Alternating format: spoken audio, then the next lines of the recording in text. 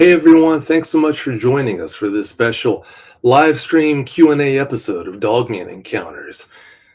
Earlier this week I was thinking to myself, here I am about 500 episodes in, and I've never aired a Q&A episode of the show.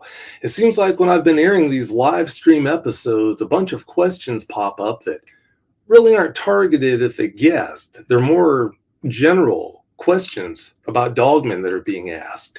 So I thought, you know what? Maybe I should just air that live stream Q&A show and answer some of those questions. Seems like there's no lack of questions popping up when we do this, so that's why we're going to air tonight's show. But having said that, I've got some special guests on lined up to answer your questions. Two dogman researchers with pretty darn impressive credentials when it comes to dogmen. Of course, I'm talking about Paul Chafin from the Kentucky Dogman Project and Mike Colontonio from Island Bigfoot. Now, don't let that name of his YouTube channel fool you, Long Island Bigfoot. Don't think for a second that all he's researched are Sasquatch, because, that couldn't be further from the truth. And as far as Paul Chafin goes, this man, when he heads out to try and collect evidence on these guys, it seems like almost every time he goes out, he has success. So, like I said, both these guys have got credentials a mile long. But having said that, let's bring them in here now. Mike and Paul, thanks so much for joining us. Good to be here, Vic. How are you? Good to see you, Vic. It's great to see you, too. Speaking of seeing you, Mike, Paul, what's going on? Why are you so cryptic? You're not even showing what you look like. So dark out here, man. I got to keep it that way. So that Mike, Paul's kind of on the secretive side. I don't know what it is about him, but I don't know. Something about him. Yeah. It must be. I don't know where he gets it from. Yeah. It makes me wonder, too. This way. That's right. Well, you both have been on the show more than once each, but I'm sure there are people listening tonight who have never caught any of those episodes. So why don't you guys tell us about yourselves? Paul, please go first. Well, I'm from Eastern Kentucky and around Pike County. It's right in the peak, right on the border of West Virginia. I grew up there until they shut the coal industry down. I moved to Central Kentucky, where I live now. I got 3 kids, one on the way. I got 3 daughters, got a little boy on the way now. Of course, I had an encounter when I was young, 15 years old, with something I can't explain, upright walking canine, and my life has never been the same. So, I'm just a hillbilly. I'm just a outdoorsman. I love being outdoors. I'd be doing this if none of this ever existed, no internet or nothing. I'd still be doing what I'm doing. Some of the people that are in this, they kind of seem like they're almost posers, but when it comes to Paul and Mike, both these guys, they not only talk the talk, but they walk the walk as well. Both really impressive. They are. Mike, what can you tell us about yourself? In a nutshell, I was in the, I had done everything under the sun. I had went to, community college. I had tried every trade under the sun. One day I just went down to the local recruiting office for the Army with a friend, and bing, bang, boom. Before you know it, they were like, well, what are you doing that's so great? And I said, oh, nothing. So I joined. 2.5-year contract, and I extended to go to Afghanistan. And anyway, about 4 years went by, and a lot of trauma ensued from that. So I started to go to the VA hospital eventually. I came back and I dove into addiction, and it just wasn't working, right? When does it ever work, right? So I had to find my way away from that, and then, get some healing from my PTSD. So the way I kind of went at it was like, listening to medical advice, but also like these spiritual type things, like between meditation. I learned and got certified in Reiki,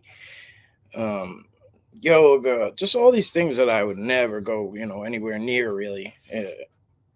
The former me, I guess.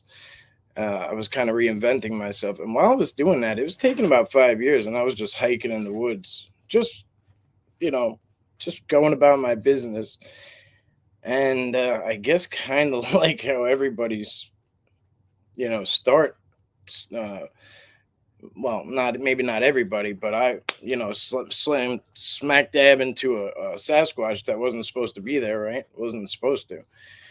And that set me on a, I guess, rabbit hole dive. And along that rabbit hole comes these dogmen, and they are there and they're very present. Um, I was ignorant to it at first until they put themselves in a nutshell. They put themselves in my way to the point where I could not ignore their existence. Um, for those of you who know the story, it was getting dark one night. I mean, do you want me to dive into that or? Sure, by all means. Well, all right. So I was at this place, and it's kind of close to my house, and it's on the edge of suburbia, and it's kind of on these hospital grounds, but on the far outskirts. It's this big university slash hospital, big grounds, and there's these a lot of unused areas, woods, and I found this cool spot, and it's perfect. It's great back there. There's a lot. There's just a lot of room to work with. And one day I knew I was dealing with Dogman, but I didn't, you could kind of talk yourself out of it a little bit. But I was working my way down there was this road, this long private road that you take all the way into the back to get to where I was. I had found it originally. I would have never found this back parking lot back here, this isolated area. I would have never found it. But one day I was just doing what I do. I don't necessarily always walk trails because trails, aren't really where you're going to find things. So I go to places that don't have trails and just pave my own way. So that's what I was doing one day. And that's how I found this place in the back. I hiked about 2-3 miles through these woods, and I found this place back there. So then I started learning how to drive back there. So on this particular occasion, I was trying to make my way down because it got dark. I was trying to make my way to the street because all I could see in the pitch black darkness was, a street light. So it had this, it's hard to explain, but it's like an alley of these, it's just grass with these overhanging trees on both sides. And they're very suffocating. Like the way to make your way through is very, very narrow, like very, very narrow. And as I got to the edge towards the end, I kind of started to let my guard down. And as I did that, I got bluff charged by these two. I say bluff charged because I think the word attacked is used too loosely. I'm still standing. These things were monstrous. It looked like an alligator head. Like it could have swallowed. It clamped open. It could have swallowed my head if it wanted to. So, in a nutshell, I don't want to use the word attacked, but it was the scariest thing I've ever experienced in my life. But I'm still standing today. So, long story short, I backpedaled my way out of there, and now I'm in the street, and they receded back into the tree line, and I could see all these eyes shine. And as I'm trying to go down that street and make my way long way around to my vehicle, I can see them making these. And I'm a military guy. They're tactical bounds. They were making tactical movements, and you could see them. You could see the eyes, and then they would close, and then but they were making these leaps and bounds, like in tactical formations, and following me and staying ahead of me, and like it was really scary. It was really scary. It was a lot of things that I wasn't processing at the time. I was just literally trying to make the only thing you could do is make the best decision in the moment that you think might work out for you. Ideally, you want to make it home, right? But even though I just had this face to face, spitting in my face type encounter, I was still just, just as scared of when they were 30, 40 yards off and just seeing eye shine. After that, I didn't go back there for a long time. I mean, a long time. And I think we talked about this, Vic, but I didn't go back there for a long time. And it ruined a lot for me. It ruined a lot for me for quite a while. I was having a lot of bad experiences with them. The whole follow you home thing is accurate. At least for me, it was. I was getting bad information, things to do, and things, how to make amends with them, and lots of different things. And you know what it boiled down to for me was to have a healthy respect. I had to bury the fear. I didn't want to get rid of the fear completely, right? Because complacency will get you killed. And I don't want to be ignorant, but I had to let go of that complete and utter fear of them, because I was scared to open my door in my house. I was scared to throw my trash away. I was just throwing trash out the door. Like I was not going anywhere. I would not leave my house because I was afraid that right outside my door was a dog man. All the time. And it's not a reality, right? And I had to get over the emotional part in order to see the emotional part, the trauma part, in order to see that if they wanted me so badly hurt, then it would already happen. So it was not an easy pill to swallow and an easy thing to accept, but I had to look at that from an outside perspective and get out of the emotional side of things and realize, okay, this isn't just a straight monster. It's not a straight killing machine. It's got logic. It's like serious logic. Can I say for sure what it was thinking? No, but I'm thinking it knew better than that. I think it knew if it took me out that people would come looking. That's one of the most frightening things about these guys. Not just how they look, but if you have an encounter with one of these guys, it's pretty evident that they've got quite a bit of intelligence. And that just makes it that much worse. Well, worse in some ways and better in others. But when you know that they've got the implements of destruction they have and wit that's just so amazing, so impressive, that makes them awfully formidable. It really does. Paul, since you came on last, you've had some new experiences. What can you tell us about them? Well, I've just listening to him, like I just literally relived everything, every encounter that I've had, like I just relived it. And it's I took a guy out last November. I had a guy come down from Indiana. He wanted to go out, and and that's another thing. Like, to have an encounter, it's called an encounter, but none are the same. Like, emotionally, it's going to affect you different depending on how it went. What happened and all that. But I hear people all the time talk about they want to have an encounter, and what they really mean is they want to have a controlled encounter. They think, Patty, they want to have a Patterson Gimlin. They want to see a dogman wave, look over his shoulder and wave as it walks off or whatever. And that's just not the case. Every encounter I've had, I've been, I've been knee deep in before I realized I was even having an encounter. And it's too late. You can't run. You think you know what you'll do in that situation, and you just really don't. Everything goes out the window. So, I took a guy out last November. He come down, and we went down to the Kentucky River. I took him into an area that, I had never been in before, but I had been down to the river there, but we went to the top of the mountain where I had never been. And when we got up there, I kept catching movement out the corner of my eye. And I told him, I said, I told him, I said, I seen something right there. I said, and I'm pretty sure there's a dog man sitting right there at the end of that log looking at us. And sure enough, I couldn't see it. It was just a little bit, I wear glasses and I didn't have them on that day, but I knew it was right there. I had seen the movement, and he recorded. I got him. He's sitting in front of me recording with his phone, and with my phone recording, I can see on his phone. I can see it on his phone too.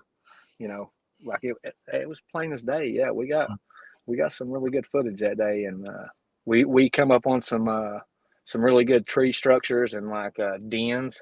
Like they had, intelligent design too. They had piled sticks up like a lean-to, and had sticks holding them up. Like it was no, I can't say that Dogman did that for sure, but I've never seen anything else in the area, and I've had bluff charges, and I've been growled at down there, all on camera and video, so I've just every time I go out, I usually push my luck and go a little bit further than I probably should, but that's why I'm there. So, I don't regret it, and I'm prepared to deal with whatever happens. I never go unarmed, I'm always armed for whatever good it'll do.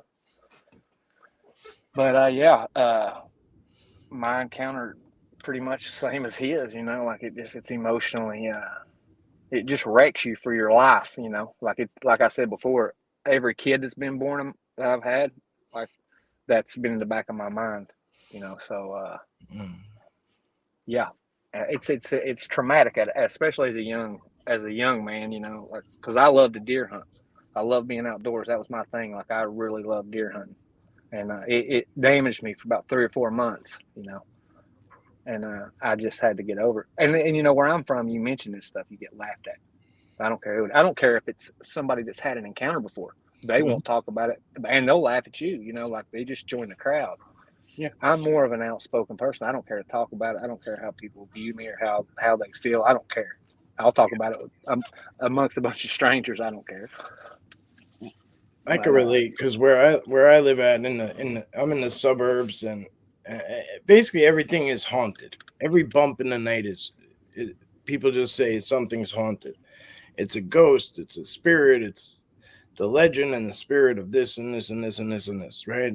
Cryptids aren't really a thing that people talk about or whatever. So, for me to talk about, how I'm in the suburbs and there was a dogman on the neighbor's roof, but nobody else saw it but me, it sounds nuts. You know what I mean? It's a tough thing I get what you're saying. It's tough. It's tough. But. Well, the fact both of you guys have had the encounters that you had, but you still go back into the woods. That takes a lot of sand to do that. 99.9% of the population, if they had just one of the experiences you guys have had, they'd never go back in. So, yeah, that really, in my opinion, that sets you above and beyond. So, yeah, I'm definitely impressed. Well, I've got my first... Oh, no, I'm sorry. Please continue.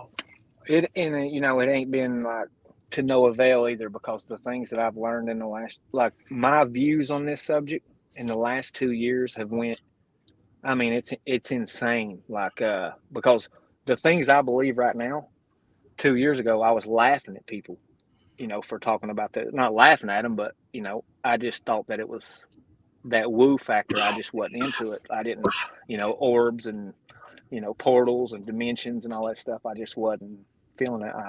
I've seen them blink their eyes. They have little ones, so they breed. I've seen scat, so they hunt. I don't know. It's all very strange. Like with every answer you get comes 10 more questions, and I mean that. Like it just keeps getting deeper and deeper and deeper, and leads you in a way that you don't want to go, and a lot of researchers won't go there. They want to keep it flesh and blood, and I understand that. I really do, because most people will look at even keeping it flesh and blood, you're going to get laughed at. So you start talking about portals and orbs and stuff, and people you lose them, so. But yeah, unfortunately, it is a part of it. I can't deny it. But yeah, sorry about that, Vic. Go ahead. No, you're fine. Isn't it funny how your views on these guys changes, how your views change over time the more you find out about them? Mm-hmm.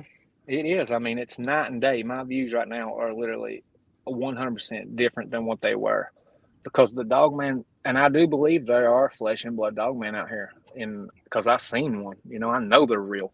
The thing I seen was as real as looking at him right now. You know, like it was there. Well, you know, Paul, the first time I had seen a Sasquatch and the first time I saw a Dogman, they were both in the flesh. So if that was my first and only and my last experience, that's what I would have stopped at too, probably. And I think that's where a lot of people get stuck, right? Because they get that one thing and then they don't get any follow-up. For whatever reason, they don't get much more. I don't know why. You know, I can guesstimate, but I can't say for sure, you know, but you know, so that's where they get stuck. I think a lot of people in that flesh and blood, but I'm right there with you. It's an ever evolving rabbit hole of, you know, high strangeness. And, you know, if you're really following the truth, I mean, if you're really, really following it, yeah, it gets weird like that. Like you're saying, it does. Yeah, I mean, I'm not gonna ignore evidence just because it don't line up with my previous beliefs. You know, I don't have that's why I'm able to spot things in pictures and videos, because I don't have a preconceived notion of what these things look like. I would like to think that these creatures are smart enough and have the self-awareness to know that their ears give them away, you know, or, you know, I mean, the self-awareness and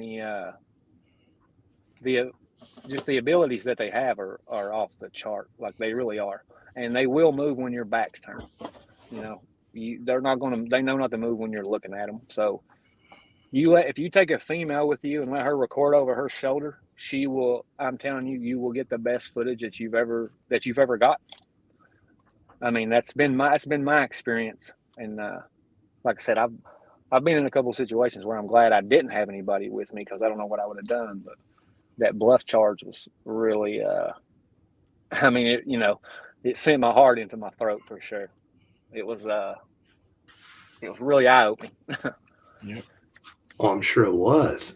And what you just said about their abilities being off the charts, that made me think about something. If I had a nickel for every time I heard someone talk about taking guns out into the woods to protect yourself from these guys, or even from Sasquatch, give me a break. If these guys wanted to wipe you off the map, it doesn't matter how big of a gun you have, they could easily take you out without you getting off a single shot. So, yeah, people have laughed at me, made fun of the fact that I go into the woods and I walk miles unarmed without anyone else with me.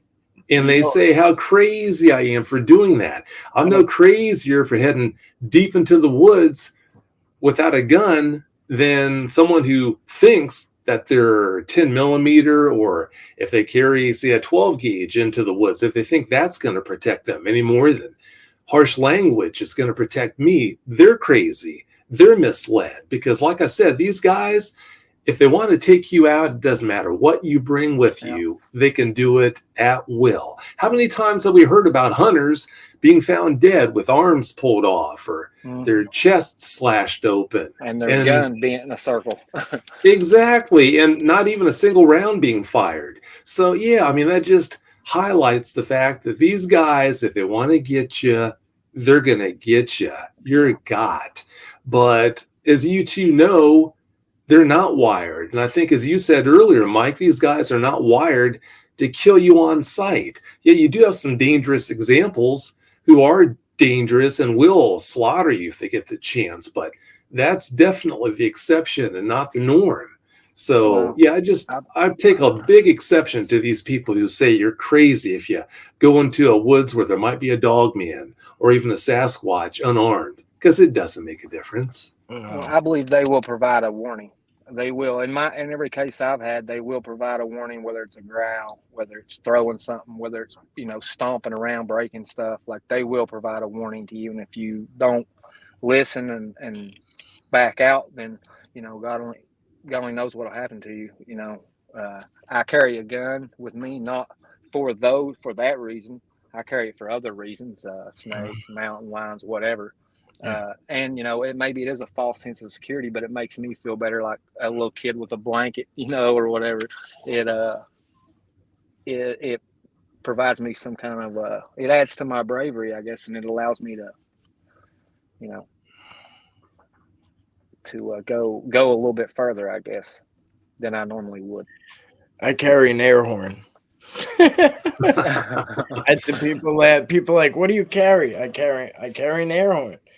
If something happens to me and I go down, and that's as far as I go, really. As if I can't yell, I want, or if a bear or whatever, I blow the air horn, but that's about as much as I carry now. And I'm with Vic on it. Like, as far as I feel like my interactions are far more better, because I do think they know what guns are.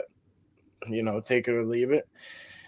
I don't think they do much good. And if you want to carry one, absolutely. Now, here on the island, I don't have any big predators. We don't have mountain lions. We don't have coyote, wolves, bears.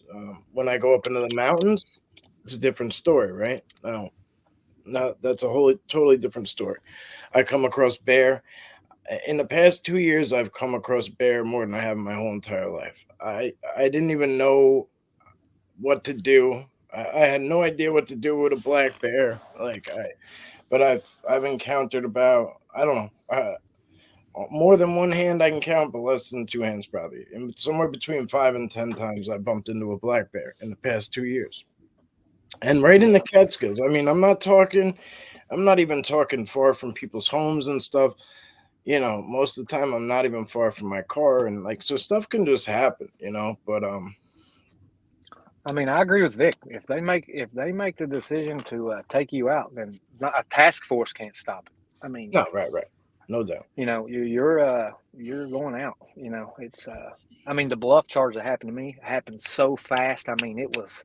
Yeah. I mean, I couldn't have done nothing. I had a shotgun. I was shooting 3-inch slug mags through that. Now that'll blow a hole as big as your fist in anything. And it would have been a real last resort for me to, Vic knows I tried to climb that tree and put big thorns in my head and stuff. Like it was. I pulled a blade, and thinking back how ridiculous that was.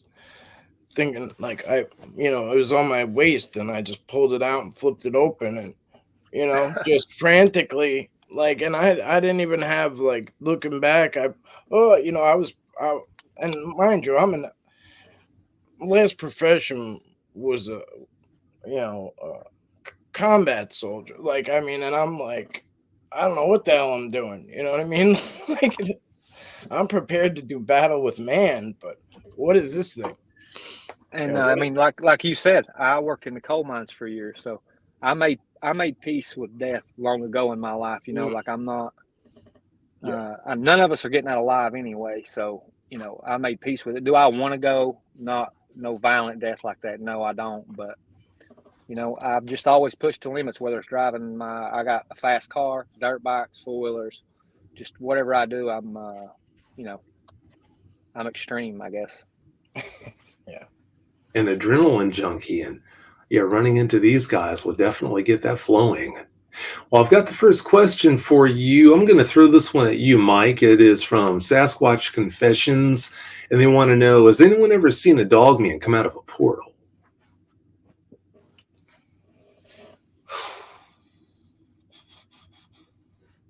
No, I don't believe I've seen a dogman come out of a portal.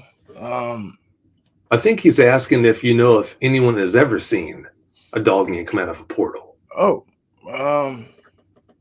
most likely. I mean, now, so here's my thing, right? I've seen something go into one. It was a large, very similar to what Vic's avatar is there. It ran across, I was on one ridge, and there was another ridge, and it was just getting dark, and something tall, huge, and dark. Of course, I go right to Sasquatch, but what was it? I don't know. But it was running. It went so fast that I had my camera out already, and I couldn't do this to keep up with it. And it did. The best thing I could describe it as, remember your old TV, and where you had to walk up to it and push the button, you know what I mean? And the TV would turn off, and when the screen would implode on itself, kind of, and that big slit at the end, it would do like that big white slit before the whole screen turned off. It was like this thing ran full speed, and this big white flash, and then this big like slit, huge. I mean, on a grand scale, it was probably 20 yards tall. I don't know, and then that was it. It was just regular, twilight again. That's as close as I can get to you for a personal experience, but I'm not sure, brother. Yeah, they have reported it. I've spoken with people who have credible eyewitnesses who've told me about seeing that. So, yeah, apparently it does happen. Paul, I've got a question for you from Vanessa. She wants to know, are Dogman hybrids or natural creatures? Well, I mean, this is something that I'm going back and forth with myself. Like, I believe that they are my personal views. I don't know this to be a fact or anything. It's just my personal opinion based on the evidence and things I've seen and gathered. I believe they are somewhere down the line before DNA has been mixed, whether it was with man and wolf or with whatever, somewhere down the line, that has happened, I believe. I don't think these are a natural creature that God or the creator put on the earth or whatever. I think they were made. And I think they are still here to this day. I don't know whether they breed and have offspring or someone or something is still making them. I don't know, but they are flesh and blood for sure. Dogman still running around, and a lot of them too. And the Daniel Boones eat up with them. So, and I don't know. I don't like the ones that can cloak or that can do whatever that they do. I don't know if they're deceased or if they're cloaked or, I don't know what they are, but I just know they're there. And the clearer your video is that you're recording them with, the better you can see the blurriness that they cause in the background, the distortion they cause. It's all very strange, and I've seen portals, what I think is portals and stuff, but I've never seen anything come in or come out of one or go into one. They definitely do a lot of things that are awfully hard to explain away by them being flesh and blood creatures. So, yeah, I get why you're saying the things he did. I've got a lot of videos of these dogmen. They have orbs around them all the time. And you can tell they're orbs and not bugs because they light the leaves up as they go by them. Whatever these little orbs are. And they'll go in the mouth and come out, whatever. Or they'll travel from one dogman to another. Like it's really strange. It is like, and it's hard for me to show anybody if you're not here with me, and me be able to show you because, Facebook image processors, it's garbage. Like it destroys the quality of everything. Mm-hmm. Yes, it does. Mike, I've got a question for you from UFO Drone Guy, and he wants to know, do the dogmen know we can see their eye shine? I'd say so, yeah. Yeah, I'd say so. Yeah. Yeah, it does seem like they do. Yeah, I think so. Paul, I've got a question for you from Yappy Banjo, and their question is, do they smell? Have a strong scent? I have smelled like the wet dog smell or a wet deer smell when their presence or when they're near.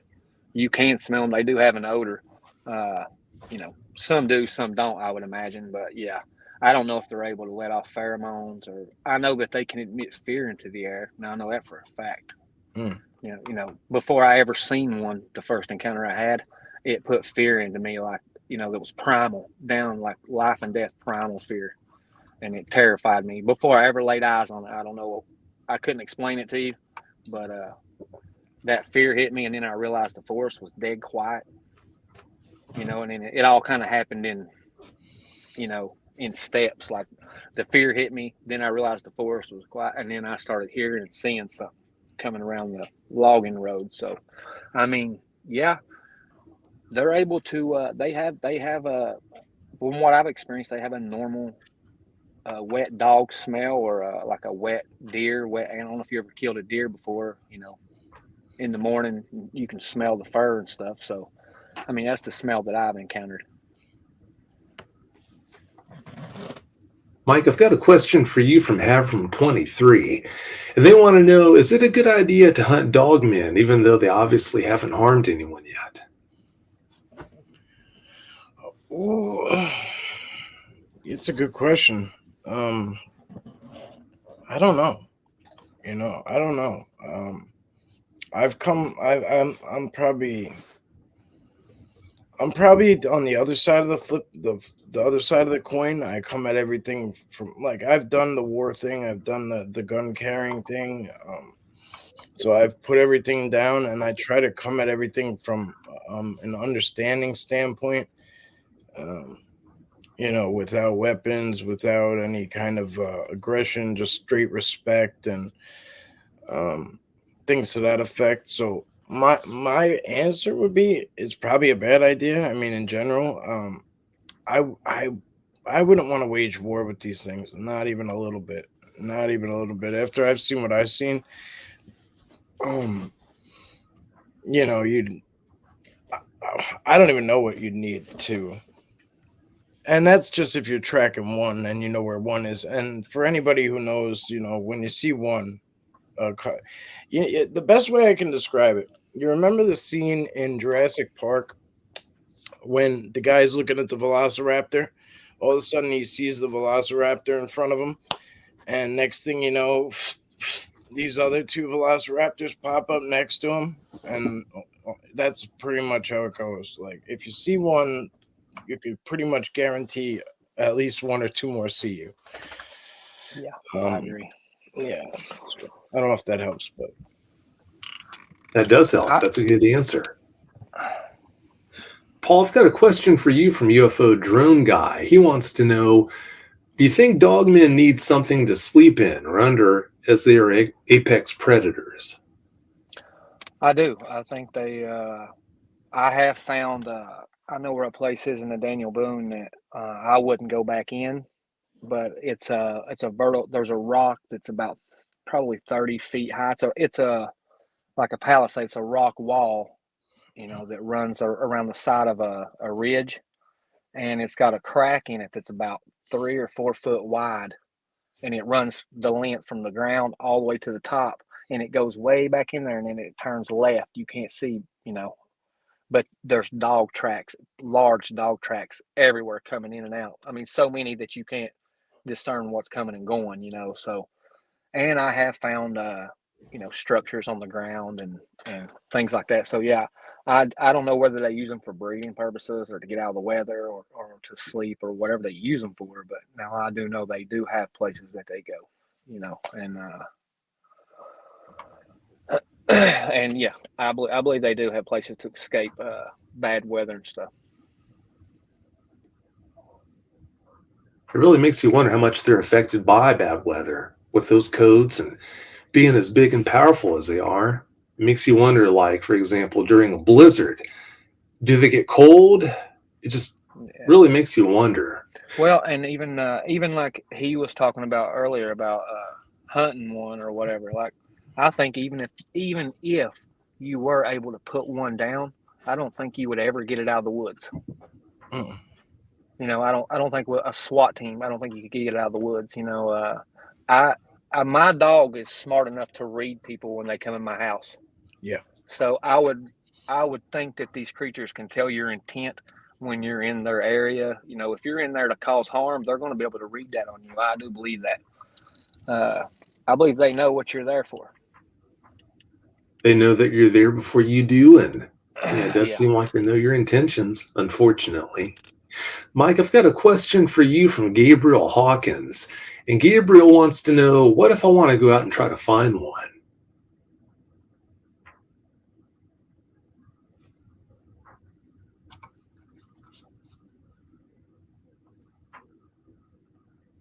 Uh-oh, you're muted. Okay, so I mean, maybe you'd be surprised, maybe you wouldn't, at how close they are to us. that's been one of my biggest things that shocked me. And then I decided to, show people. And it's been a hard task, right? To show suburban Sasquatch and suburban Dogman. Sometimes people don't want to believe it. Sometimes people don't, whatever. It's very uncomfortable for them or whatever. But my suggestion would be to do it. If you do want to start doing it, do it humbly. My approach is just kind of, hey, universe, hey, forest, hey, everything out here. I'm your humble student. I'm here on your terms. Like, just whatever you want to give me, you want to give me. Like, I don't push anything. Like Paul was saying earlier, if there's a little bit of resistance, or some kind of like whatever feels like a growl or a grunt or whatever, that if something in you, because you'll know. And I know it sounds very Yoda like to be like, oh, you'll know. And somebody said it to me when I started. They're like, you'll know when something's going on. And I'm like, all right, thanks for the help, but it's true. You do. You kind of, if you're tapped in, and like you make yourself one with the forest, if you will, you'll know what's going on, and when it's time to go or when it's time to pull back, or buddy system, I guess. I'm a little wacky. I go by myself all the time, but it's hard to find people to go. It really is. It's tough to find people that want to go do this kind of stuff. So Absolutely. I just do it. I just do it. But it's been a while for me though, that since I found something that was very important. I feel like it's a really important thing. I feel like I have a lot of worth again. Like it's interesting to me. Like I have I have a passion again, and it's dangerous. I'm not gonna front. It's dangerous. Yeah, if you go out there with the AirPods in your ear and you go out there stumbling around and stuff, I mean, and you miss a warning or something, then yeah, I mean, you better be in tune with nature when you go out there. That's always a good idea. I've got a question from dude from Texas. Hey, dude, for both of you, I'm going to ask you this question first, Paul, then I'm going to have you take a shot at it there, Mike. The question is, do you believe these creatures migrate or use tunnel systems, caves, etc.? I believe the state of Kentucky is granite, limestone, caves, overhangs from one end to the other. The Daniel Boone National Forest is nothing but just granite. You would have to see it to really understand how rugged it really is. And I would imagine that it runs. Well, I mean, I was a rock miner underground for a long time. There's 3 seams of limestone that run from Michigan all the way to Mississippi. All the way, like it goes all the way down to a mile underground. So, I mean, is it possible? I mean, yeah, but I think they stick to an area. I don't think they migrate. I mean, I could be wrong about that. It's just my opinion. I think that they do have places that they go. I've seen places that look like, a permanent residence. Like that's where, if I was a dog man, I would stay there for sure. So, I mean, it's way off the beaten trail too. It would, I would never go back in there. Like that place I was talking about earlier, that crack in that rock, I would never go back in there. I don't care how many people's with me. Good idea. How about you, Mike? What's your take on that? I had this discussion today, oddly enough. I don't think they migrate either. Do they use tunnel systems? Possibly, probably. Like he was mentioning, Mammoth Caves is probably the biggest. I think it's the biggest cave system in the U.S. Right? We only know, and these guys are so strong. I don't know. I can't wrap my head around how to explain the strength of these guys and Sasquatch or Dogman. So they can take a boulder that would take 20 men to move and just slide it in front of something or slide it over a hole if they felt like it, right? But like you were saying, I don't think they migrate either. I think they find a place they like and that's where they stay. And that's where it gets dangerous because if you're the one that stumbles into that place, now they got to keep their eye on you, right? Because you know where they're at. They don't want to give it up, right? They don't want to. If you do bring other people back in, if you bring in a team, they got, things to this effect. I think they're very, very intelligent. And if you stumble into their area, now they have to keep an eye on you to see if their home is safe. You know what I mean? Which I'm sure entails following you home and keeping a close eye on you, probably more often than you'd like it to be. Again, that's just kind of my take on it, but it seems to be across the board quite a bit with other people I've spoken to as well. If most people knew how often they're followed by these guys and monitored, they'd probably lose their lunch. Paul, this question from Baby Girl, I think, is directed to you from what you said about feeling sick. She wants to know, did you get a sick feeling when you had all of your encounters? I didn't really feel sick, like a physical sick. It just fear. Like I said before, in the encounters I've had on your show, like, it's like walking up on a rattlesnake and being too close, but, and realizing that it's right there. Your knees get weak, and it's even more intense than that. Having an encounter with one of these things, it's and I don't think it's something that you see it and then feel it. I think it's something they admit somehow. I don't know how. It's hard to explain. I mean, I believe there's what's it called, infrasound and all that. But whatever happened to me was it was off the charts. It was just fear. Like I've never experienced it before that or since then.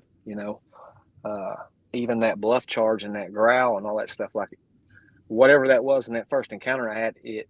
And looking back right now, had it not done that at the pace I was walking and the pace it was walking, we would have ran into each other. So I don't know if it done that to stop me, because it was not concerned that I was there at all. It never even made eye contact with me or looked at me. So, but I know it knew I was there. But people don't realize how big 8 foot is. And you know what I'm saying? 8 foot, 600, 700 pounds. Like, you don't really understand how big that is until you see it. Yeah. Like it's massive. Like it just, it takes your breath. And, I had a gun with me and shooting at it never even crossed my mind. Never. Yeah. It's all fun and games until something that's 8 feet tall is standing there staring at you. No doubt about that. This next question is from Sasquatch Confessions. First of all, they want to say hello to me and also to you guys. And then their question, Mike, is, are dogmen often found in the same areas as Sasquatch? Good to see you, brother. Sasquatch Confessions. So, yeah, I don't have a perfect answer for you, right? And I don't want to make blanket statements, but from my experience, which is all I could speak for, right, is I call them cryptid community areas. And the best way I can describe it, I always look for analogies, even when there aren't any. But the watering hole, right, in the African safari show you might see on TV, the zebras and the leopards and the cheetahs and the lions and the elephants and everything's off doing their own thing everywhere, right, all the time, but they all got to come to one place, which is the watering hole. Now, I think that there's some areas where these cryptids all kind of link up, more so than they do other places. Like, Sasquatch and Dogmen are found more. Now, whether you believe it's something as simple as a watering hole or it's something more advanced like a portal or, whatever the case may be, that's what I've found, is that they tend to come together for more of these community areas, if you will. Well said. Before I throw this next question at you, Paul, I just want to put something out there so that everyone listening knows on the 3rd of February, it's a Saturday, 2 Saturdays from now, Werewolf Mike and David Bunt are going to be coming on for a live stream on that Saturday to answer questions about their experiences and basically tell us what they've been up to. And with Dave, he's going to tell us about his Delamere Forest experiences as well. So, yeah, please be sure not to miss that. All right, Paul, this next question is from UFO Drone Guy, and they want to know, Paul, if you have a bluff charge, what should you do? Run or hold your ground? Personally, I say hold your ground. I don't know if you run, it'll activate some predator, instinct they have. I don't know. I think they're highly intelligent. I agree with what Mike said earlier. I think you're liable to turn around and run into another one. So you're better off to just feel the situation out as it happens. Like the bluff charge that happened to me was, I heard a bark from a dog that I know, was way too big to be any domestic dog. Why I would have even thought that that's what it was, I don't know. It's the first thing that hit my mind. All I could picture was what one of those slug mags would do to somebody's domestic dog, and I didn't want to have to explain that. So my first instinct was to try to climb that tree behind me, and the tree was like 3 inches, 4 inches, like it would have never held me anyway. So, after trying to do that, every bark was closer and closer and closer, and it would have had to have come out into an open field, and come after it cleared the tree line, it would have had to come about 20 feet to me. And it come right to the edge of the tree line and dead stopped and never made another sound. So I don't know if it done that as a warning for me to get out of there. I mean, that's what happened, so I would imagine it got a kick out of what it done to me, because it really put the fear of God in me, and it let me know that I had no idea what I was doing. Oh, I'm sure it did enjoy it. Unfortunately, it's pretty sick. It really is. This next question is more of a general question. It's from James G, and he wants to know, has anyone ever reported a dogman sighting in Rhode Island? Yes, they have. I've actually spoken with at least one eyewitness from Rhode Island who reported a dogman encounter. It's kind of funny. That makes me think, I think it was like year 2 that I started airing shows. There was a guy who contacted me, and he was kind of thumbing his nose in a way. He was telling me how he lived in Rhode Island, and I don't have to worry about any dogman encounters here. And I'm thinking to myself, when he did that, should I let this guy know that I've spoken with people in Rhode Island before or not? I've had dogman encounters. I was kind of at the crossroads. I got a Bigfoot encounter there too, reported to me once too. So because of how... Oh, I'm sorry. No, you're good. I didn't mean to cut you off. I'm sorry. No, you're fine. No, just because of how small Rhode Island is, it's all too easy to think, okay, yeah, there's nothing there, but that's not the case. It's not. Well, I've got a question for you, Mike and Paul. We're going to throw this at you first, though, Mike, from Darren. Darren wants to know, where did you guys say you were from? Thanks. Me? Yes, sir. You first. I'm from Long Island, New York, so I live on the eastern end of Long Island. Well, contrary to popular idealism, a lot of people think it's the city, but we got quite a bit of woods out here.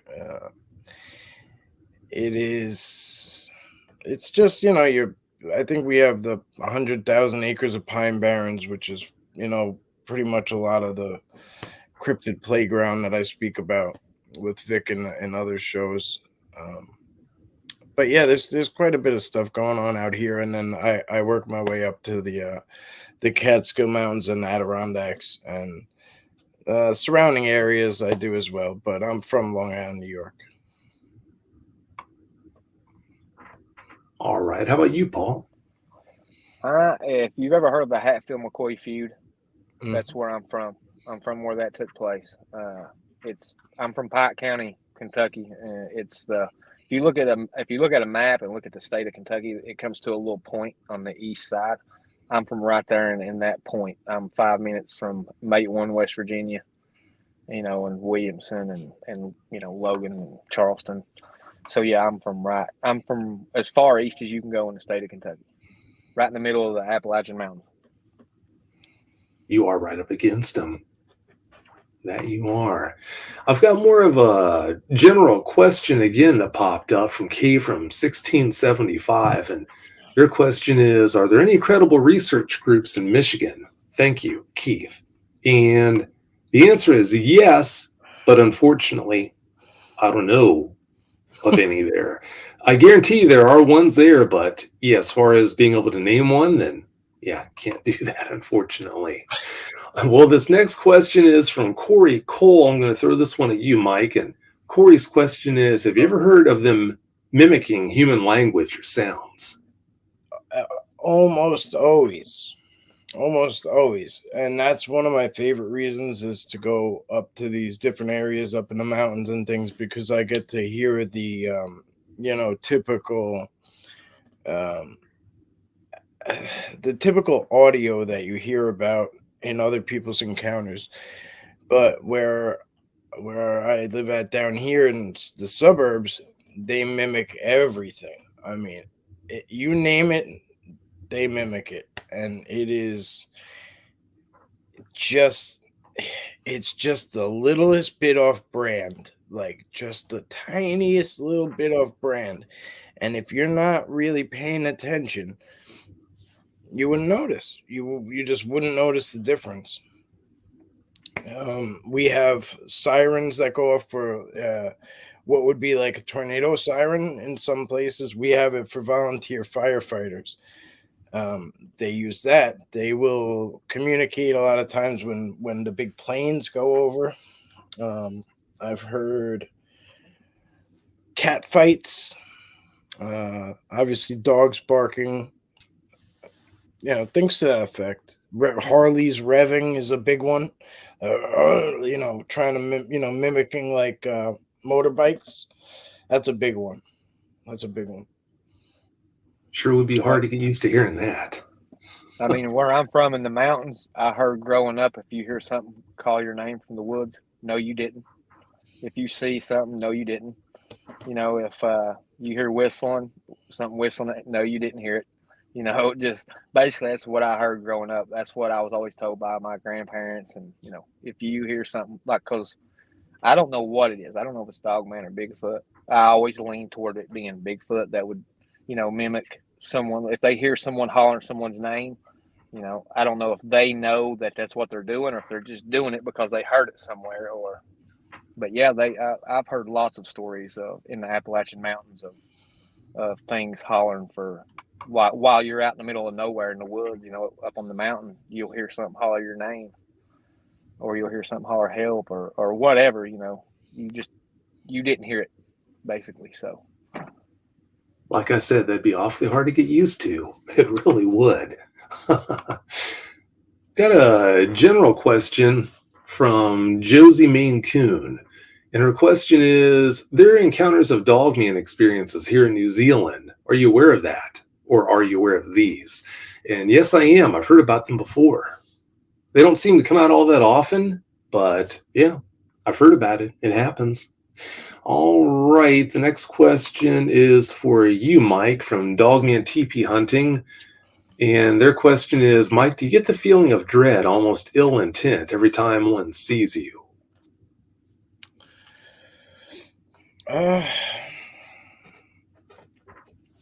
I'm sure they see me a lot more than I know. You know what I mean? For every time that I see one, I'm sure one has seen me. I don't know. You take your guess. Probably 100, 200, 300 times. Who knows? But I don't necessarily get that feeling of dread like that some people say. I also have learned to put this kind of I've learned to put this like protective layering over me, and it's very hard to explain.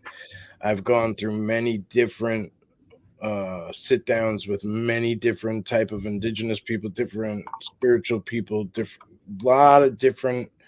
I've traveled a lot of different roads and had a lot of different sit downs with people far more knowledgeable than me. I'm a new boot, and I just want to soak it all in like a sponge and do things as respectably and safely as possible.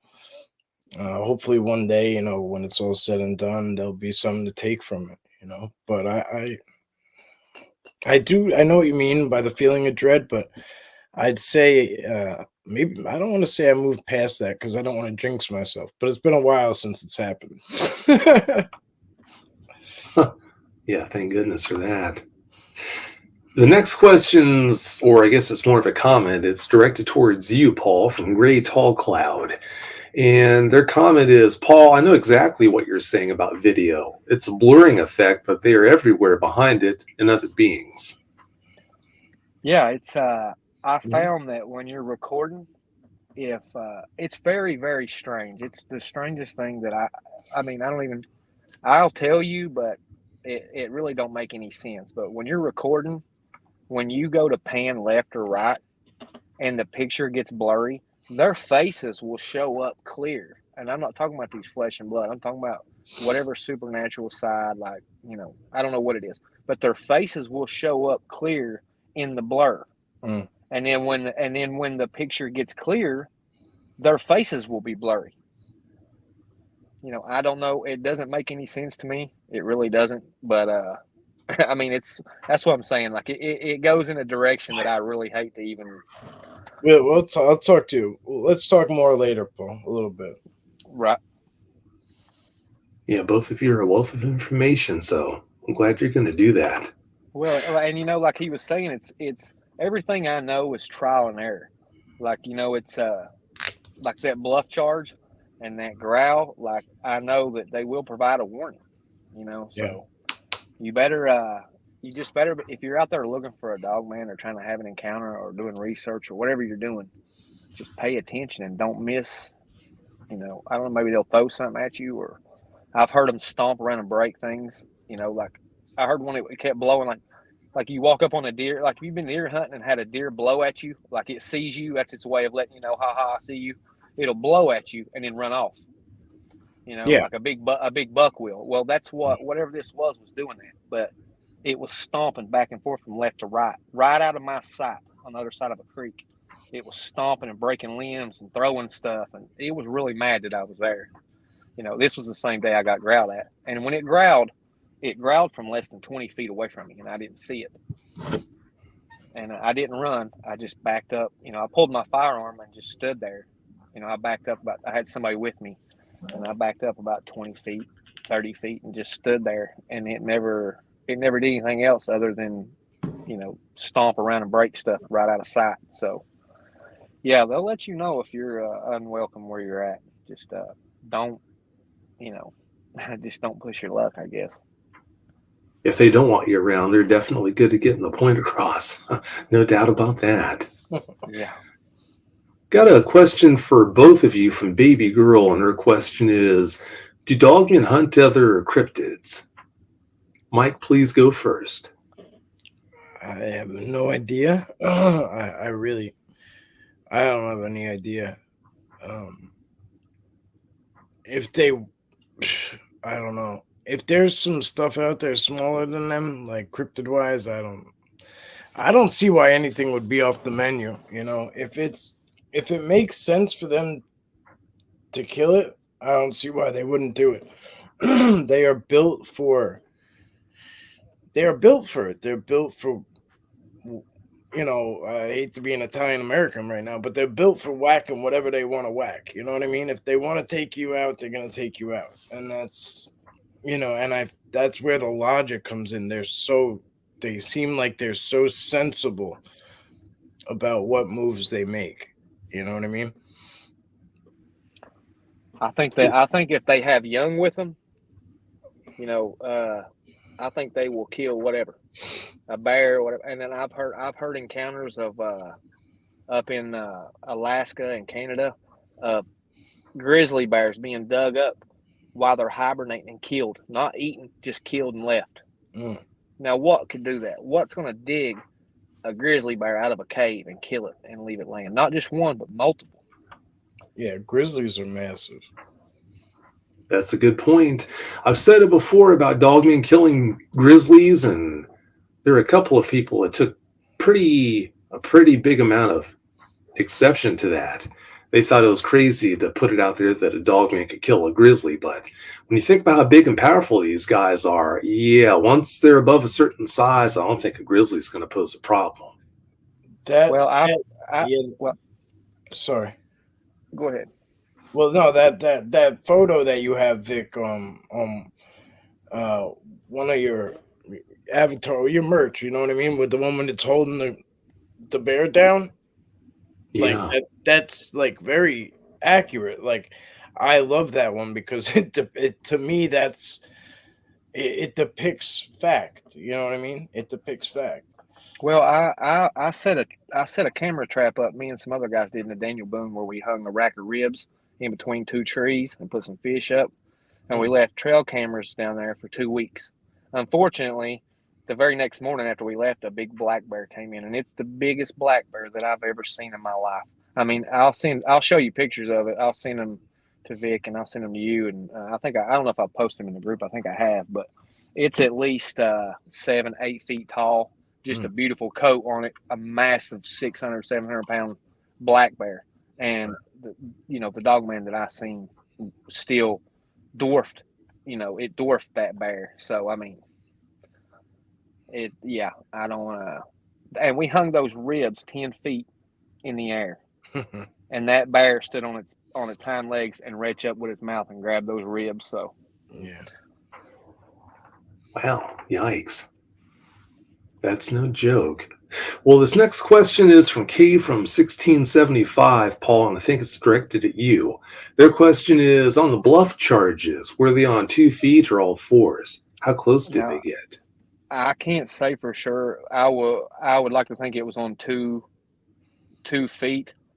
It's what it sounded like to me. Just, when I first heard it, I thought it was a domestic dog because I was in a nature preserve. There is a hiking trail there. It's not a very well, known. It's not well known by people. Just very few serious hikers know about it. And it's near the Camp Nelson Cemetery. So, it sounded to me like 2 legs toward the end of the bluff charge as it got closer to me.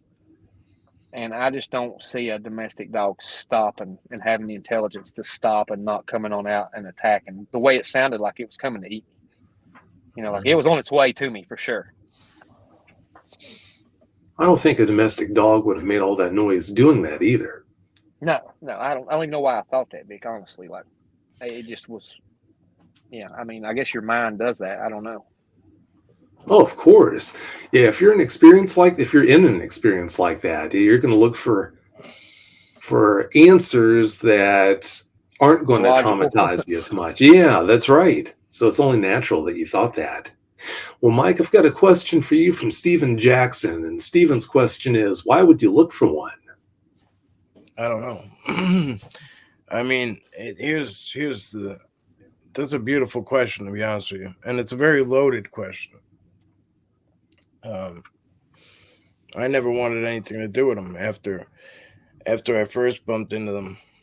I didn't want anything to do with them ever again.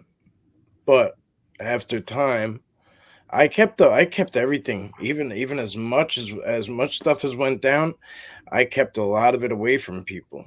I just basically said I took a little hiatus. That's why I haven't been around. Blah blah blah blah blah. I just kind of brushed it under the rug. I didn't really want to talk about it. I just wanted to bury it and move on and kind of forget about it and stay away from them. Hopefully they'll stay away from me and I'll stay away from it. But it didn't really work out that way. Dogman started to become more prominent in, conversation everywhere. It kept popping up and popping up and popping up and people were talking about it. And I started to realize I wasn't the only one that went through hell. And I realized that I was still dwelling with it. So I'll put it to you like this. I don't go looking for Dogman necessarily. I know it's there. I put myself out there for whatever's out there, whatever the case may be, whether it's Dogman, whether it's Sasquatch, whether it's... Now, it's a whole different relationship, I have a whole different standpoint on the two, but the Dogman thing is more or less like, I guess, a little side gig, if you will, right? I had to do it to work through my own trauma. And I also want to do it a little bit to learn. If I can learn, like, I feel like it's my duty to kind of get what I could get out of it and see if there's something there that might help the next person. You know what I mean? And that's really the only reason, honestly. I don't have I stand where Vic stands. Like, I don't really like them at all. I don't really, if I can interrupt, it took something from you. yeah. And it did, it did me the same way. It took something from me, and I've been looking to get it back, I guess. I don't know. That's why I said I would do this, regardless whether there was ever a podcast or a Facebook group or anything. I would still be doing what I'm doing because it did take something from me. Well, you're right. Like in a major way. Right. So at first I avoided that whole spot where it happened, but now every time I go back, I get back a little piece of me. Every time I go back in there and I walk back out okay, and I go back in there and things don't happen. And I even probably sent Vic a video once when I was there, like, look, Vic, this is it. And I was like shaking, like, this is the spot, like, and I don't remember back to if we talked about it after or not, but like it's just, I've come a long way since then. Now, like, I can, I can breathe easier in there. Like, and it's not to say to let your guard down, but like that is a good way to put it. Something was taken from me, and I guess I just kind of want to get it back and get an understanding. And I've took people out with me. Like, I had somebody with me when I got growled at dinner, and after we got back to the house, that guy looked at me and said, "You know what? I'm gonna be honest, man." He said, "I thought you were crazy." You know what a good feeling that was for him. I took him and showed him. Like, there's a difference in telling someone a story and then showing them. You know what I'm saying? Like, and to have somebody say, I thought you were crazy, but man. Well, when, like, I was trying to say something. The last person I took out, she's sitting right next to me. I told her, I said, watch when the wild dogs, the pack of wolves start to rally around us. And we're on Long Island, right? In the suburbs. And there's no coyote here. There's no whatever wild dogs. There's no wolves, right? But you can hear them. You can hear them. They start to make their way in. Like, they know you're there from miles off, God knows how. But you can hear them making their way in. And like, I don't know if you could relate to this, Paul, but it's like you can hear them making these bounds, and communicating with each other, and God knows where they're coming from, right? Like, I don't know. It sounds like they're coming from, in town somewhere, but like, it's imploding on you. It's so weird, and then eventually it just stops. Like, it just stops when it gets to you. And like you said earlier, Bigfoot and Dogman, like I view it the same way. Like, to me, Bigfoot is it's like researching whether my car's in the driveway. It's that we know about. There's a lot known about Bigfoot. It's a very dysfunctional. It's a very dysfunctional group of people. The Bigfoot community is very. You can't mix the communities. And that's why, in my group, I don't allow any of that. It's strictly Dogman. I don't allow Bigfoot content, UFO content, and all that stuff. I just try to keep it Dogman because nobody cares about what each other's doing. It really is a shame it has to be that way, but and it is. It is the way you just laid it out. Unfortunately, there's always been a lot of friction between the two camps. Speaking of Bigfoot, there are a lot of people who listen to Dogman Encounters who are tried and true Sasquatch fans, or I should say through and through Sasquatch fans. If you are, then I would just want to bring it to your attention. I've got a podcast that's very similar to Dogman Encounters, except it focuses on Bigfoot. And I don't ask any questions of guests. There's no back and forth. If you want to just plop down and listen to Sasquatch sighting after Sasquatch sighting shared by the actual eyewitnesses, don't forget to check out my other show. It's called My Bigfoot Sighting. The best way to listen to it is on your favorite podcast app, just like Dogman Encounters or any of my other shows. But if you want to check out the YouTube version of the show, then it is on YouTube. Again, the name of the show is My Bigfoot Sighting. And yeah, If you're interested in Sasquatch encounters, I think you should check it out. Well, this next question is for you. I think this is for you, Paul, from Ronald Wood. And Ronald's question is, why would they look inquisitive at you or bewildered? I don't know. I don't really know what inquisitive. What do you mean? Why would they be intrigued with us or whatever? I think that's what he wants to know. I don't know. I just know that some of the best footage that I've got, which I've seen in real time while I was there recording, was because I decided to stop and record a tree line that was overlooking kids and people playing and talking and laughing and stuff. I watched that tree line, and I don't know why they want to watch us. I don't know what it is, and especially kids. They I don't know if it's malicious. I don't know if it's just intrigue. I don't know what it is, but they really do like watching people. It's safe to say that we're their TV, almost. I mean, yeah. Yeah, seems that way. Mike, I've got a question for you from Stephen Jackson, and Stephen wants to know, do you think dogmen are part of the 411s? Yeah, most likely. Most likely. It's hard to say, I guess, right? But I've been in a situation where I've gotten stuck in a place where I couldn't get out of, and there was nothing involved. There was no cryptid involved. There was nothing. It was just me in a place where no matter which way I went, I could not get out of it. I walked forward and everything was the same. And then I turned around 360 or 180, right? Sorry. And went the other way. And I was looking at everything the same way. And I did that a couple times. And I mean, I'm not looking at the backside of things. I'm looking at it the same way. And then I stepped off the trail. I started to panic and really freak out. And I'm starting to get frustrated and mad. I'm losing my cool. I started walking off trail north to south. And same things happening. No matter what, no matter which way I went, I could not undo this, right? All I knew was at the edge of this little bubble or whatever I was in was this water, this giant lake. And I dropped on my knees and I put everything in there. Anyway, long story short, I got in that water, and as soon as I hit that water, I went down. I sunk like a rock. When I came back up, it was like, boom, birds chirping, people talking, whatever, because I could hear people across the water talking regular, and I was screaming at them. I mean, belting, screaming, and now I'm like frantically, like damn near tears, crying because they can't hear me, and I'm like, they're gonna save me. I'm 8 miles in, dead tired, no water, no food, I'm stranded, whatever. So long story short, I could have got stuck in there, maybe. I don't know. So I don't know what 411 missing people are sometimes, but I think there's a lot of stuff out there that goes on that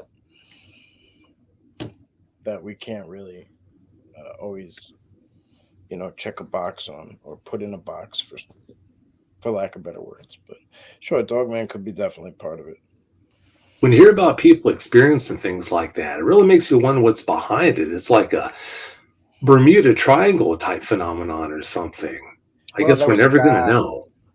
David Pilates was talking about two guys who were riding bicycles through the mountains on trails. And I guess he came up on his friend, and his friend was stripping off all his clothes. And he's like, "What are you doing?" He's like, "I'm going to jump in that lake over there, or that creek or whatever." And he's like, "What are you talking about? What creek?" And his friend's like, "That creek right there." He said, "Man, that's a wolf growling at you." You know what I'm saying? There was no creek there. So, I mean, yeah, I don't, Yeah. it's, you just never know what you're going to walk into a portal or, I don't know. Like, I've heard also people sticking their legs in portals and stuff while they're elk hunting and their leg disappearing, Ew, that's scary. That's really scary. If you've had a dogman encounter and would like to speak with me, whether in private or on the show, please go to dogmanencounters.com and let me know. Of course, like I've said on many occasions, there's never any pressure to come on and do a show. If you want to just talk in private so that no one else is ever going to know about your experience, that's doable. Like I said, please just go to dogmanencounters.com and reach out to me, submit the report, and I'll be in contact with you to get that set up. All right. The next question is for you, Paul, and it's from Keith Glidewell. And Keith's question is, what do you think is holding dogmen back from killing? I mean, this is kind of a loaded question too. I mean, this is kind of, I guess, on everybody's beliefs, and it's hard for me to see some of the things I've seen doing this research, and not think that there's a spiritual side to it.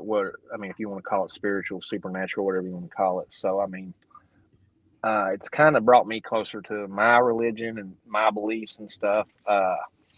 And just like what Mike said in the beginning, I think they know what follows one of us going missing.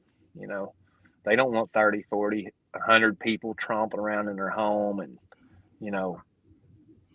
there's a bunch of reasons, really. There could be something that's restraining them from doing it. There could be an unspoken rule, or it could be them just knowing what follows a human going missing. You raised some really good points. It sure would be nice if we knew definitively the answer to a lot of these questions, but I guess all we can do is guess. Yeah. Mike, I've got a question for you from Cheryl Lee, and she wants to know, would you rather run into a mad dogman or mad Sasquatch? Oh, man. I don't know. Neither one, I guess. But that Sasquatch, a mad Sasquatch, because I don't know. Yeah, both are no-win situations. Yeah. Definitely. Not good at all. Well, I've got one more question I'm going to put out there for you, and this is for Paul from Joe Kautzman. And Joe's question is, do you believe the younger pups are inherently vicious towards humans, or does that behavior come from the parents? I don't think that they're vicious. I think they're diverse, just like we are. I think you could run up on one with a bad attitude, or its mom could have been killed, or whatever. Anything could have been shot at before. I think it just depends on its life that it's lived. It's going to dictate how it raises its young, and what it teaches its young about us. Bigfoot, for example, will stack rocks in a creek in a manner that really just shocks people. They'll stop and get out and look at these rocks they stacked. And while they're doing that, Bigfoot's on the hillside showing its young the inside of your car, what you look like, how you move. You know what I'm saying? So, I mean, I think the intelligence that these creatures have are just, I think we give them, it's more than we even give them credit for, I believe. And I think there is some probably dumb ones too, like I've seen some in pictures that look, kind of iffy, but I think they, and they're not all, 10 foot tall with big muscles holding the LBL sign with red eyes. That's just not how it goes. They're very diverse. I've seen really skinny ones that look really bad, and I've seen some really big ones. So, I mean, you just never know. Just imagine there's a Sasquatch running out there that are jerks. Yeah. Yeah, that's not a good thought at all. Just hitting your mailbox with a bat. Yeah. Yeah. Well, they don't need a bat. That makes it even worse. It really does. Or something. That's right. Well, it's almost time for us to get out of here, gentlemen. But before we do, I want to take some time to allow you to promote your shows, your YouTube channels, and any projects that you're working on. Anything that you want to put out there and promote, please do. Mike, please go first. Yeah, I mean, I do most of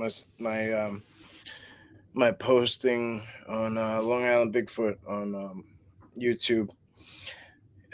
Pretty much, I just do a lot of interactive live streams. I try to bring people out into the field if there's signal. If not, I try to film as much as I can. I do my own personal side of things too, but there's over, I think, 2,000 videos on there of just me out in the field, and you know, if anyone's ever interested in going, we try to schedule that too, which is too easy. I mean, if you got the time, I'm always out there. I think we're going up into the mountains in a couple days. I don't know. Yeah, we were just out at Camp Hero in Montauk doing an expedition out there with a couple of people. I think we're going up to the mountains too in a couple of days. I can't keep track, but yeah. If you want to keep up, come by. That's it. In case you haven't noticed, both these guys, they don't let any grass grow under their feet. They stay ridiculously busy. They're always out there researching all the time. And I forgot to ask the most important question. Does Elena want to say hello? Do you want to say hello? I'll tell you what, guys, we're going to put this show on pause until Elena says hi to us. Hello. That's funny. My girlfriend's been sitting here with me too. I'm going to disappear now. Okay. She was in our bathroom. So.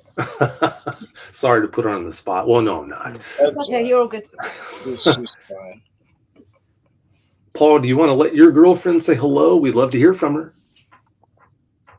Want to say hello, honey? Hey guys. Thanks for keeping Paul in line for us. Yeah. Yeah, she's sitting here listening to her phone, got her earbuds in, listening to us. Because I've got my AirPod in, she can't hear what we're saying. Yeah, she's been sitting there with hers on mute for the past 2 hours. Yeah. I'm sure keeping Paul in line is a full-time job, though, so I feel for you. Yeah, she's pregnant now. She's like 3 months pregnant. Congratulations. Yeah, we're happy about it. It's a boy finally. I got 3 girls. I'm happy it's a boy finally. No, I understand. Well, Paul, why don't you promote your channel and any of the projects that you're working on? I mean, you know, I don't share any evidence or anything outside of my group. You know, I've got some good friends like the dude from Texas and Shane, you know, who got the, you know, like that, whoever that person was earlier to ask about a group in Michigan. I recommend if you can't find a good, serious group, start your own group, you know, and people will join if the evidence and the stuff you're sharing and the you know, I mean, I don't really, there's groups out there. If you want to see pictures of werewolves from Pinterest and stuff, I mean, there's groups for that, you know, but I try to keep everything, you know, evidence based. Every picture is not going to be crystal clear. If that's what you want, then I'm sorry. But, you know, I don't share outside my group because I don't really have time to argue with people and stuff, but I'll let anybody share anything that I post. I don't hide anything. Everything I do is, you know, I'll share it with anybody. Any knowledge I have about it, I'll share it because that's why I do it for. Really, I'm not in competition with anybody. You know, I got the Kentucky Dogman Project group on Facebook, and I've got the YouTube channel. You know, it's grown a lot in the last year. I've got about 2,000 members roughly on both. You know, each. So, I mean, yeah, it just answer the questions to join the group. So, you know, because if you're not going to take 2 seconds to answer a couple of questions, you're not going to take 2 seconds to look at a picture is how I really feel about it. So, you know, and I'm always trying to improve the quality of the pictures and the evidence I get. And to be honest with you, I'm way beyond pictures. I post them because I know the people in the group like to see them and stuff. Yeah. But I'm beyond all that stuff. This has really just took me, I mean, it blows my mind still to this day. You know, some of the things that I see in pictures and stuff freaks me out. Like, I can't believe this stuff's really going on. Like, yeah, there are some freaky pictures out there. There definitely are. I'm gonna holler at you later, Paul. Yeah, for sure do. And no, I mean, even Vic, like even things I haven't showed you or talked about, like some of these pictures, like to see a dogman's face across the river on the bank as big as the front of a house, to me is mind blowing. And it's just I don't even know how to put it into words, honestly. It is hard to sum it up. It definitely is. Well, for everyone listening, if you want to check out these guys' channels, which I highly recommend you do and hope you do, please go to the description for tonight's show, and I put the links there. That'll make it really easy. But, guys, I can't thank you enough for coming on and answering all these questions. I'm sure you realize there are several questions I didn't have time to get to. And for people who asked those questions that I missed, I didn't get to, understand this is just the first Q&A show. There are going to be others. Part 2 is probably not going to be that far down the road. So we hope you're going to come back and ask those questions again. So please keep that in mind. But having said that, thanks again so much for listening to the show, everyone. Thanks so much, Paul and Mike, for coming on and participating. I really appreciate it and hope you have a great night. Back Yeah, at you too, Vic. Thank you. Oh, you're welcome. You are welcome. Have a great night. You too.